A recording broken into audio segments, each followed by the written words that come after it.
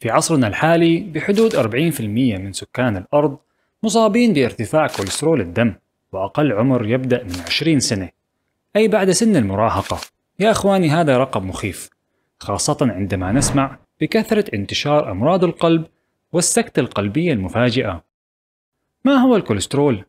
وهل الأطعمة الدهنية هي سبب ارتفاع مستوياته؟ وما هي العلامات التي تحذر من ارتفاعه؟ وما هو خطره على القلب وضغط الدم؟ وما علاقة ارتفاع الكوليسترول بتشحم الكبد؟ وكيف يمكنك السيطرة عليه بشكل نهائي لتحمي نفسك؟ هذه بعض الأسئلة اللي حندردش فيها بهذه الحلقة. حنزل شارة البداية، وبهالأثناء اضغط على زر الاشتراك لأنه مهم لنا جميعا أن تكبر القناة. أنا الدكتور فارس، وحلقة خفيفة من سكون مد.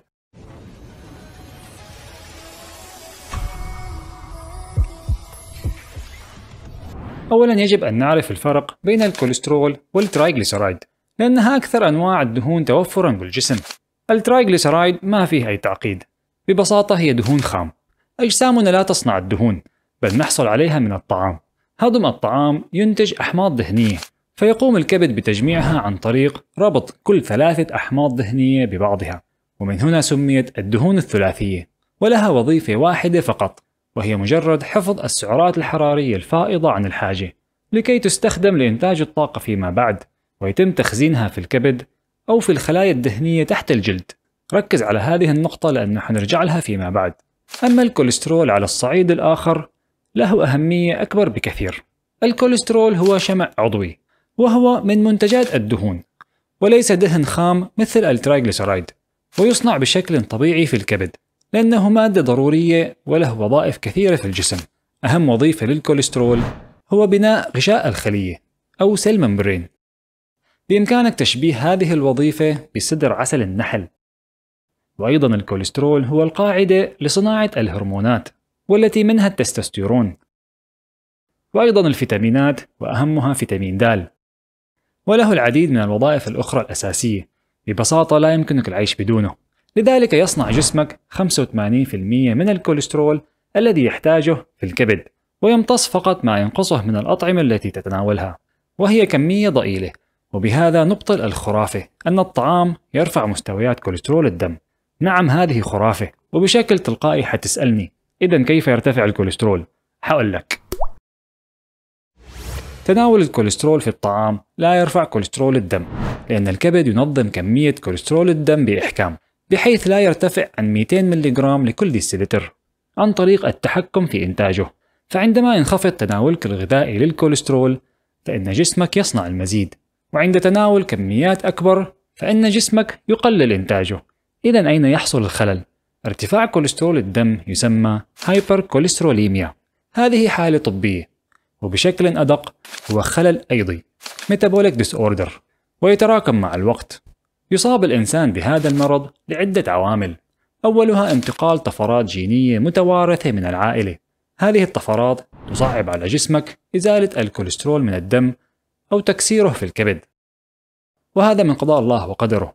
أما السبب الثاني هو العامل البشري، وهو كثرة استهلاك السعرات الحرارية المفرغة التي تأتي من تناول الدهون والكربوهيدرات سريعة التسكر.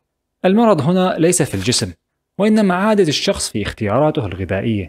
اختيارك لتغذية جسمك بالأطعمة النشوية، والتي غالبا ما تكون مصحوبة بدهون مشبعة ومتحولة، هذا يجبر الجسم على تخزين كمية كبيرة من السعرات الزائدة. هذا الخلل الغذائي ينهك الغدة الدرقية ومن ثم البنكرياس، ويسبب تشحم الكبد، لأن السعرات الزائدة كما ذكرت سابقا تخزن على شكل ترايغليسيرايد في الكبد. تشحم الكبد هو سبب الفشل في التحكم بكميات الكوليسترول، فترتفع حساسية الخلايا ضد الكوليسترول، والنتيجة هي ارتفاع كوليسترول الدم والإصابة بالأمراض مثل ارتفاع ضغط الدم وداء السكري وقصور الغدة الدرقية والفشل الكلوي والجلطات. عافانا الله وإياكم. ارتفاع الكوليسترول لفترة من الزمن ينذر بعلامات واضحة على الجسم حتى قبل اكتشاف الحالة بفحص الدم، وهذا بسبب ضعف تدفق الدم للأعضاء الحساسة بسبب تضيق وتصلب في الشرايين والشعيرات الدموية. هذه العلامات مثل خفقان القلب بدون تفسير واضح، ووخز وتنميل في الأطراف، تكون الأورام أو التكيسات الشحمية، ضعف النظر وتشكل حلقة رمادية حول قزحية العين، والندوءات على الجفون، وقلة الشهية والوزن الزائد والانفعالات المفرطة. علاج ارتفاع الكوليسترول والوقاية منه ليست بسر خطير أو مخبأ وعليك اكتشافه، بالعكس هو فطرة العقل السليمة. قم بترشيد استهلاك النشويات والكربوهيدرات والسكر، لأنها تتحول إلى دهون وتتراكم في الكبد، وهي بالأصل ليست من حمية الإنسان الطبيعية. وتخلص من حبوب الستاتين التي وصفها لك الطبيب بأسرع وقت، لأن لها مضاعفات أخطر من ارتفاع الكوليسترول نفسه. هذا كل شيء لهذه الحلقة. شاركنا تجربتك مع ارتفاع الكوليسترول في التعليقات، وأسأل الله لنا ولكم دوام الصحة والعافية. شكرا لك لمتابعة قناة سكون ميد. هذه القناة ليست ممولة من أي جهة، لذلك نقدم لك الحقائق كاملة والتجارب العملية بدون أي انحياز. هذا العمل مكلف جدا، دعمك المادي لنا ولو بالقليل مأجور، لأنك تساهم باستمرار هذا العطاء بشكل مجاني. أدعوك بالانتساب بالقناة لدعمنا شهريا، أو التبرع مرة واحدة من خلال زر الشكر. معكم الدكتور فارس، وأراكم بالحلقة القادمة إن شاء الله. واعتني بجسمك لأن روحك تسكن فيه.